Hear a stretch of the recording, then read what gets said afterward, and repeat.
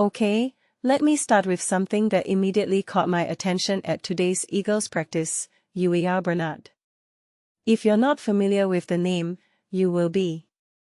This guy is 93 on the defensive line, and for the second straight day, he's been bulldozing through blockers like they're training camp tackling dummies. But here's the thing, I'm not just hyped because he's pushing quarterbacks into the dirt. What fascinates me is how raw his technique still is. He's all power, zero finesse. Like, imagine if you gave a sledgehammer to a guy who's never swung one before. He's effective, sure, but how long can brute strength carry him in the NFL? That preseason game against the Ravens?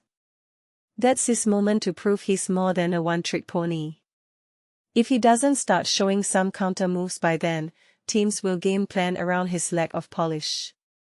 But hey, for a guy who's barely been on radars until now, this is a hell of a start. Now, let's talk injuries, because if you're an Eagles fan, you're probably tired of this conversation. Devonta Smith's hamstring is dragging on, and while he's jogging around, it's not like he's breaking ankles in warm-ups. The bigger red flag, Jonathan Greenard's pectoral injury.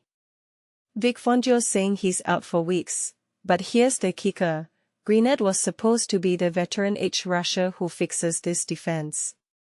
Without him, the Eagles' pass rush depth feels sketchy. And then there's Quinyon Mitchell, the rookie CB who just went down in a one-on-one drill.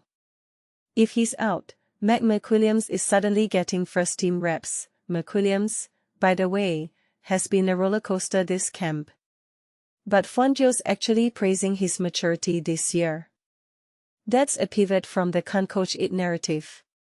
Maybe the second-year leap is real, or maybe Fangio's just hyping up the room. Either way, the secondary's got question marks. Jalen Hurts' performance today was a mixed bag, but here's the angle everyone's missing. Fangio said this offense is actually different from previous years. Wait, what? For years, fans blamed Hurts' coordinators for his inconsistency, but Fangio, a defensive guy, mind you, is admitting the system's changed. And Hurts looks faster? No tackling allowed, sure, but his deep ball to Elijah Moore today. The roof punting celebration? That's swagger. But let's not ignore the interception thrown to Mitchell. Hurts still makes risky decisions under pressure. The bigger question is this, how does this offense evolve once teams start game planning against it? Because preseason games are where schemes get stress tested. And speaking of stress tests, the backup QB battle between Dalton and McKee feels like a low-stakes Netflix thriller. Dalton threw a pick I didn't see because I was watching the starting defense, which tells you how much hype the backup reps get. But McKee's making noise with anticipation throws. If this were a movie, Dalton's the grizzled veteran clinging to his title, and McKee's the upstart with nothing to lose. But here's the twist, Fangio's defense is designed to pressure QBs. If neither backup can consistently move the ball against third-string defenders, how does that reflect on their ceiling?